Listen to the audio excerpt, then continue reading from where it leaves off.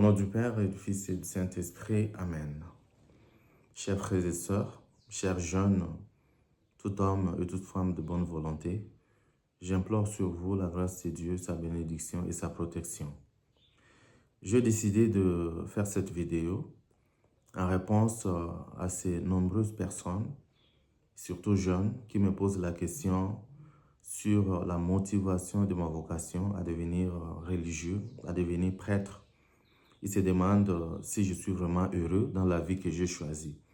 C'est pourquoi j'ai décidé de faire cette vidéo pour pouvoir amener quelques points de réflexion qui peuvent aussi aider les jeunes à discerner leur vocation.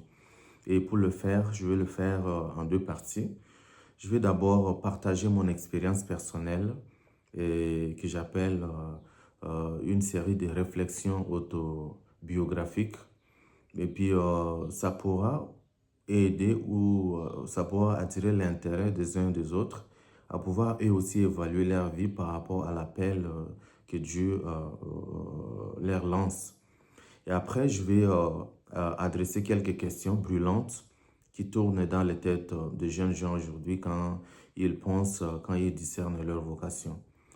Premièrement, nous vivons dans un monde tourné vers la possession, vers l'acquisition de biens, vers la poursuite du pouvoir, de l'avoir et aussi du valoir. Et dans ce sens-là, les jeunes trouvent, ou bien la plupart des gens trouvent que embrasser la vie religieuse ou alors la vie de la prêtrise, c'est gaspiller une vie, c'est gaspiller toute une vie, c'est gaspiller toute une opportunité. Et telles sont un peu les réflexions que les gens mènent. Et en fait, je vais partager ma petite expérience, l'expérience de ma vie. Parce que moi, j'ai toujours reçu ces questions, comme je l'ai dit. Je m'appelle le Père Blaise, et OSA. Je suis de la République démocratique du Congo, donc je suis congolais de Kinshasa. Et puis, je suis un religieux dans l'ordre de Saint-Augustin et évidemment un prêtre catholique romain. Et en ce sens-là, je suis né dans une famille mixte, une famille d'une part musulmane et d'autre part une famille chrétienne. Mon père s'appelait Abdallah Taratibu, un imam, c'est-à-dire un leader dans la religion musulmane, et un fervent musulman alors, parce qu'il a même effectué un pèlerinage à Mecque, où il a passé beaucoup de temps. Et d'autre part, ma mère, c'est une catholique fervente, une chrétienne. Alors, l'histoire, les gens se posent la question, comment est-ce que je ne suis pas musulman et que j'ai embrassé la foi chrétienne? Les circonstances de la vie, mon père qui est allé à la Mecque, qui a passé assez de temps. À ce moment-là, j'ai dû grandir avec ma mère. Et quand il rentre, il ne traîne pas. En 2004, aussitôt, il meurt. Et quand il meurt, je pense, à ce moment-là, j'avais à peine 9 ans, ou comme non, j'avais déjà 12 ans. J'avais 12 ans, 13. Alors, ceci a donné l'opportunité à ma mère de pouvoir m'intégrer vraiment dans la foi catholique.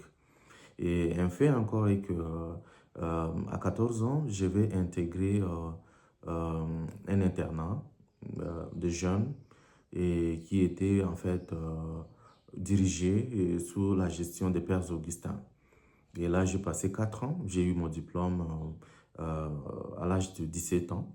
Et à ce moment-là, je devrais décider sur ma vie, sur ma vocation. Et j'étais tourmenté parce que plusieurs personnes me disaient, mais comment tu es intelligent, tu es physiquement fort, tu es peut-être, en tout cas on me le disait, tu es aussi beau.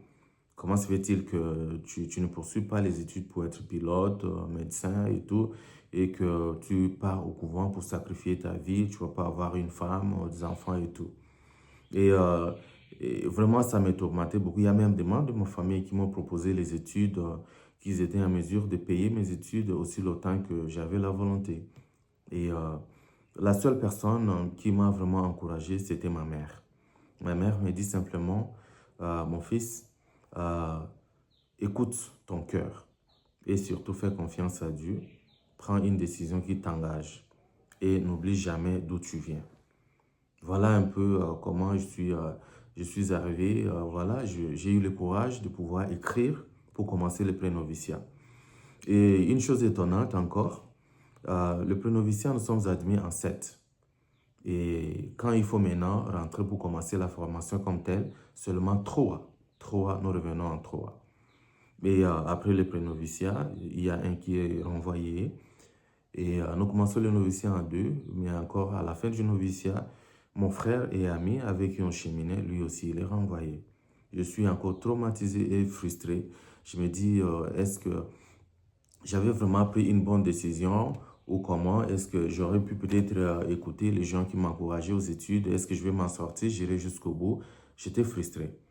Mais avec le courage que j'avais, avec la prière de ma mère et toutes les personnes, j'ai pu cheminer jusqu'à la fin. J'ai fini ma formation et puis j'ai été ordonné prêtre en 2020. Et puis je mène une vie heureuse. Et je suis satisfait, épanoui dans la mission. Je travaille avec les jeunes et en pastoral et tout, pastoral, paroissial, et tout. Je me sens heureux. Le grand problème est que les jeunes, parfois, devant les opportunités de la vie, ils sont confus. Ils sont confus et ils ont besoin de l'aide de Dieu, aide de gens qui peuvent les orienter. C'est ça le grand problème. Alors, ça, c'est un peu mon histoire et que je partage avec vous de manière que ça vous aide aussi à pouvoir prendre une décision courageuse. Je pense que dans la vie, ce qui est plus important, c'est l'autoréalisation, la manière où vous êtes satisfait de ce que vous êtes et ce que vous faites.